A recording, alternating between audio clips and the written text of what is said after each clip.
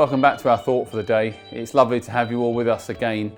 If you were able to tune in to our service yesterday, we hope that you enjoyed that, and don't forget to tune in every day for our thoughts, and also come back next Sunday for our next service. It's really good to be connecting with so many people within our church community and the wider church community, and then of course the people of Strawberrydworth and the surrounding areas. So here we are, week 2 of our new way of life. Originally, when Boris announced this lockdown, these more stricter measures, he said it would be reviewed in 3 weeks, and most of us realised that 3 weeks would probably be much longer. In fact, I read yesterday, Sunday afternoon, that actually this could go on till May or even June. We clearly have a long time ahead of us. And there's one phrase that's going round that I keep hearing over and over, and it is the phrase, the new normal. People say, well, this is the new normal. We have to get used to the new normal. This is normal for us, and it's going to be for quite some time. It strikes me that when something difficult comes, when hardship comes, there are 2 phases. The first phase is that of crisis, where we panic or where we're filled with adrenaline and an impetus to get things ready and done, and we buy food, provisions, we care for our loved ones, we get our structures and organisations ready.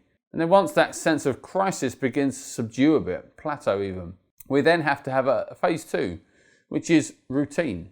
We begin to live with a new routine that's very different to the one we used to have. And if we're going to survive the weeks ahead, we're going to have a new set of skills, aren't we? We're going to have to become more patient people, more caring. We're going to have to learn to slow down, enjoy the smaller things of life, and just take each day as it comes. I heard a story of a little girl who, on her first day of school, when she returned home, was asked by her mother, "Did you enjoy school?" And she said, "Yes, I really enjoyed it. I enjoyed the work, I enjoyed meeting lots of new children, the teachers were very nice, playtime was fun." And then she said to her mum, "But you know what, I don't think I'll go back." Sadly, this morning we went back. We've gone back to our routine, our new normal. And with that in mind, I have just 2 thoughts this afternoon. The first is that if we're going to survive this new normal, we're going to need, as we've just said, a whole new set of skills. Whole new routines are going to have to be put in place to survive this, to go forward. Not just what exercise we do in the morning, but how we spend fun family time, how we exercise, how we view the world. Everything is going to have to be different for the foreseeable future, and that's going to be really hard. And I suggest that to get through these next few months, we're going to have to make more of a dedicated space for God to refresh our souls. I'd like to read a few verses from the book of Isaiah in the Old Testament. And in verse 28 of Isaiah chapter 40, we read these words: "Do you not know? Have you not heard? The Lord is an everlasting God, the creator of the ends of the earth. He will not grow tired or weary, and his understanding no one can fathom. He gives strength to the weary and increases the power of the weak. Even youths grow tired and weary, and young men stumble and fall. But those who hope in the Lord will renew their strength.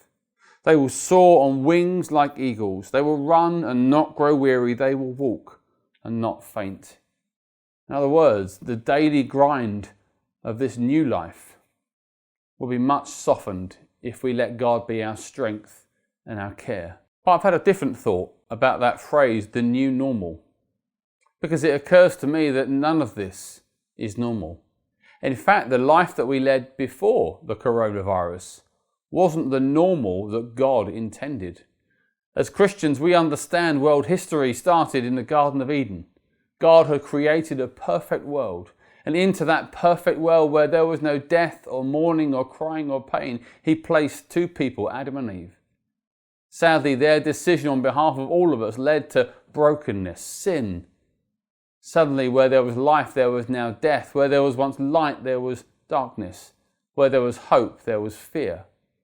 Our life, our world, took on a new normal from Genesis chapter 3. We've been living that new normal. This is just a different version of it.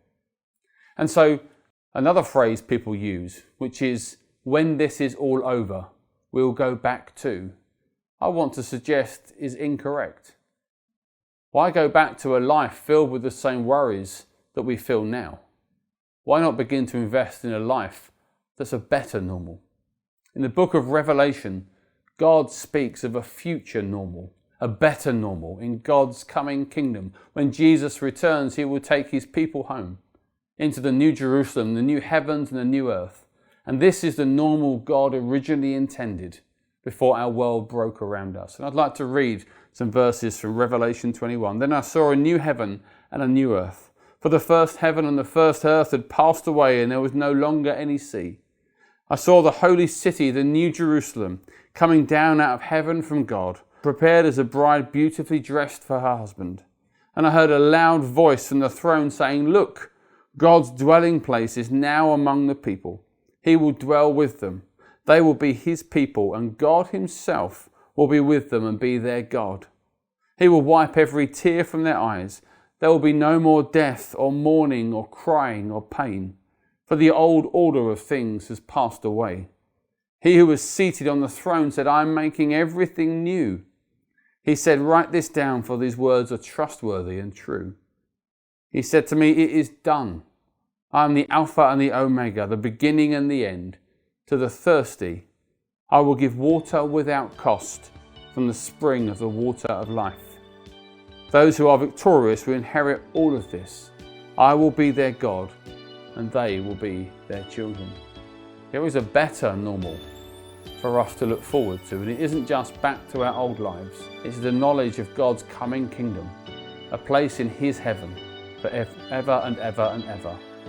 Rather than looking forward to going backwards, why not start thinking about going forwards and investing your eternity in God's kingdom? God bless you.